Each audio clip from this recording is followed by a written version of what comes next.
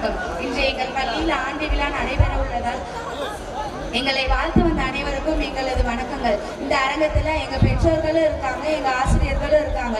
இவங்க 2 பேருமே குழந்தைகள் மீது மிகுந்த அக்கறை உள்ளவங்க. மாணவர்களின் கல்வி வளர்ச்சியில் முக்கிய பங்கு வகிப்பது ஆசிரியர்களா பெற்றோர்களா? ஆசிரியர் என்ற அணியிலிருந்து பேசி வருகை தந்திருக்கிறார் அகல்யா, தர்ஷன், விஷ்ணு. பெற்றோர் அணியிலிருந்து பேச வருகை தந்திருக்கிறார் பவினா, மருதேஷ், கதிரவன். ஷபாஸ், சரியான போட்டி. தலைப்பு சூப்பர். இவங்க என்ன சொல்ல போறாங்கன்னு கேட்க நானும் உங்களை போலவே ஆர்வமா இருக்கேன். வாங்க பார்க்கலாம். முதலில் பெற்றோர் அணியிலிருந்து பேச வருகை தந்திருக்கிறார் பவினா. நடுவர் அவர்களுக்கு வணக்கம். என்னை பெற்றெடுத்து வளர்த்த என் பெற்றோருக்கு என் முதல் வணக்கம். குழந்தைகளின் நலனில் மிகுந்த அக்கறை கொண்டவர்கள் பெற்றோர் தாங்க. நான் ஒரு பாட்டு பாடுவா நடுவர் அவர்களே? பாட்டு தானே, பாடுவான். தெய்வங்கள் எல்லாம் தோற்றே போகும் தந்தை அன்பின் முன்பே, தாலாட்டு பாடும் தாயின் அன்பு தந்தை அன்பின் பின்னே. ஆஹா, அருமை அருமை. பாட்டாலே பாடினீங்களே. உங்களுக்கு புரியுதே, அவர்களுக்கு புரியலே. வளர்ப்பு சரியில்லை நடுவர் அவர்களே, வளர்ப்பு சரியில்லை. ஏம்மா இப்படி சொல்லிட்டியே? மாதா பிதா குரு தெய்வம், இதுல குரு 3வது இடத்துல தான் இருக்காரு. குழந்தைகளின் அக்கறை கொண்டவர்கள் மாதா பிதா முதல்ல இருக்காங்க. இது கூட தெரியாத இவர்கள் பேச வந்து விட்டாங்க. நாளைக்கு ஸ்கூல் போனோம்னா டீச்சர் வச்சு செய்வாங்க. நடுவர் அவர்களே, அப்படிலாம் ஒண்ணுமில்லை. காலையில் 9 மணி முதல் மாலையில் 4 மணி வரை தான் ஆசிரியர்கள் பொறுப்பு. மீதி நேரம் பெற்றோர் தான். ஈன்ற பொழுதின் பெரிதுவக்கும் தன் மகனை சான்றோன் என கேட்ட தாய். சூப்பர்மா, சரியான பதிலடி. இதோ என் பேச்சை கேட்டு அதிகமாக சந்தோஷப்படுகிற என் பெற்றோர் தான்.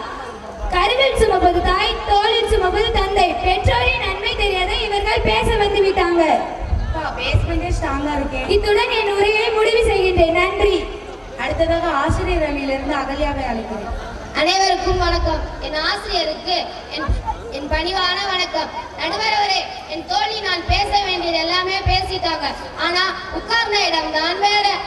எப்படி சொல்றீங்க அகல்யா? ஈன்ற பொழுதின் பெருத்துவக்கும் தன் மகனை சான்றோன் என கேட்ட தாய். தாய்னு தாமா சொன்னாங்க, வேற என்ன சொன்னாங்க? தாய் தான். ஆனா மகனை சான்றோன் ஆக்குவது யாரு? ஆசிரியர் தானே. மாணவர்களை சான்றோன் ஆக்கியதானே பெற்றோர் சந்தோஷமா இருக்காங்க. இப்ப கூட பாருங்க, இந்த பட்டிமன்றத்தை ஏற்பாடு செய்து கொடுத்ததே ஆசிரியர் தானே. சூப்பர்மா, சரியான பதிலடி. இன்னொரு விஷயம் நடுவர் அவர்களே, சொல்லுமா. சனி ஞாயிறு 2 நாள் பள்ளி லீவ் விட்டா பெற்றோர் கஷ்டப்படுறாங்க. கஷ்டம் மட்டுமா பண்றாங்க, ஆசிரியர்களை திட்டவும் செய்யறாங்க. வீட்டுல எங்களை பார்த்து கொள்ள கஷ்டப்படுறாங்க. ஆனா ஆசிரியராகிய நாங்கள் 30, 40, 50 பிள்ளைகளை பார்த்து கொள்கிறோம். பாடம், பாட்டு, டான்ஸ், யோகம், விளையாட்டு என்று எல்லாத்தையுமே முகம் சொல்லிக்காம கற்றுக் கொடுக்கிறாங்க.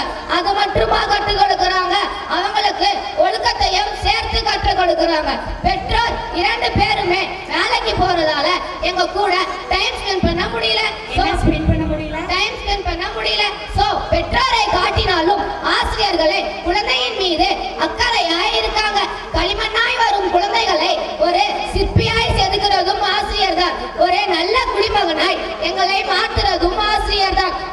பெற்றோர் கூட நாங்க நல்லா வளரணும்னு எங்களை பள்ளியில தான் சேர்த்து விடுறாங்க. சோ பெற்றோருக்கே தெரியுது ஆசிரியர் தான் என்று.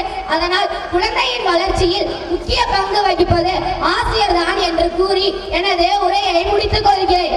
எனது உரையை மட்டும் முடிக்கவில்லை, எங்கள் தலைப்பு தான் தீர்வு என்று சொல்லணும்னு பணிவுடன் கேட்டுக்கொள்கிறேன். நன்றி.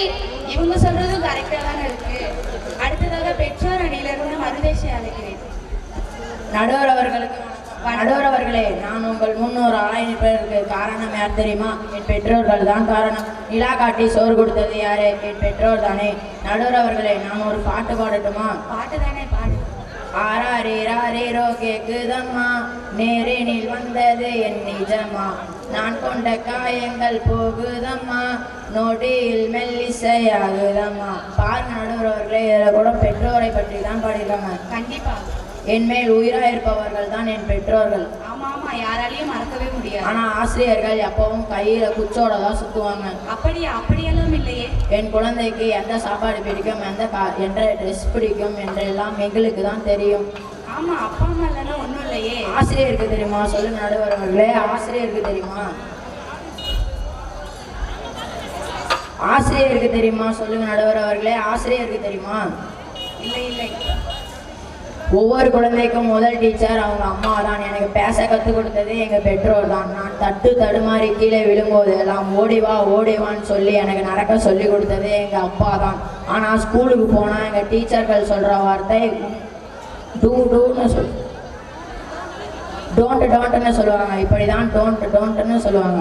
ஆனால் எங்கள் பெற்றோர்கள் சொல்கிற வார்த்தை உன்னால் முடியும் என்று என்கரேஜ் பண்ணுவாங்க.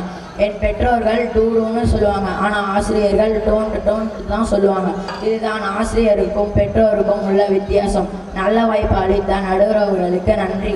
நல்ல தீர்ப்பாக பார்த்து சொல்லுவீங்கன்னு நான் நம்புகிறேன். நடுவர் அவர்களே நன்றி. என்கரேஜ் ஒரு பெஸ்ட் மெடிசன் தானே. அடுத்ததாக ஆசிரியர் அணியிலிருந்து விஷ்ணுவை அழைக்கிறேன். நடுவர் அவர்களுக்கு வணக்கம். வணக்கம். என் எதிர் அணியில் பேசிய அனைவருக்கும் நான் ஒன்று சொல்ல நினைக்கிறேன் நடுவரே. சொல்லுங்க. நான் ஒரு டெமோ காட்டவா நடுவரே? டெமோ தானே, காட்டுப்பா. உங்களோட தாய்மொழி என்ன? தமிழ். அதை கற்றுக் கொடுத்தது ஆசிரியர் தானே. ஆசிரியரை மறக்க முடியுமா? இதுக்கு மேல என்ன வேணும் நடுவரே? உங்க வாயிலே வந்துருச்சு ஆசிரியர் தான் என்று. பெற்றோர் என்றால் அவர்கள் பிள்ளைகளை மட்டும்தான் வளர்ப்பாங்க. ஆனால் எங்கள் ஆசிரியர்கள் ஒவ்வொரு பிள்ளைகளையும் வளர்த்து ஆளாக்குவார்கள். கண்டிப்பா அதை நான் ஒவ்வொரு பட்டிமன்றத்திலையும் உணர்றேன். எங்கள் ஆசிரியர்கள் பிள்ளைகளை டாக்டரோ இன்ஜினியரோ போலீஸோ ஆசிரியராவோ தமிழ் பேச்சாளரோ ஆக்குவது எங்கள் ஆசிரியர்கள் தான். இவ்வுலகில் ஆசிரியரை விட எவரும் இல்லை, இருக்கவும் முடியாது. கண்டிப்பா இதை யாராலும் மறுக்கவும் மன்னிக்கவும் முடியாது. பெற்றோர்கிட்ட ஏதாவது டவுட் கேட்கணும்னா ஒரு தடவை கேட்டால் சொல்லிக் கொடுப்பாங்க, 2வது முறை கேட்டாலும் சொல்லிக் கொடுப்பாங்க. ஆனால் 3ஆம் முறை கேட்டால் நீயே போய் படி, எத்தனை முறை சொல்லிக் கொடுப்பது என்று கத்துவார்கள். ஆனால் எங்கள் ஆசிரியர்கள் எத்தனை முறை கேட்டாலும் முகம் சுளிக்காமல் சொல்லிக் கொடுப்பார்கள் என்று இத்துடன் என் முறையை முடித்துக்கொள்கிறேன். நன்றி. அடுத்ததாக பெற்றோர் அணியிலிருந்து கதிரவனை அழைக்கிறேன். நடுவர் அவர்களுக்கு வணக்கம். வணக்கம். என்னை பெற்றெடுத்த என் பெற்றோர் இந்த நேரத்தில் தலை வணங்குகிறேன். என் பெற்றோர் இல்லை என்றால் நான் இந்த உலகிற்கு வந்திருக்க முடியாது. அவர்களுக்காக இந்த பாடலை சமர்ப்பிக்கிறேன். ஏழையா இருந்தாலும் கோழையாய் என்ன வளர்க்கலாமா, கோவப்பட்டு அடித்தாலும் தாய்பாஸ் தான் நானும் மறக்கலாமா.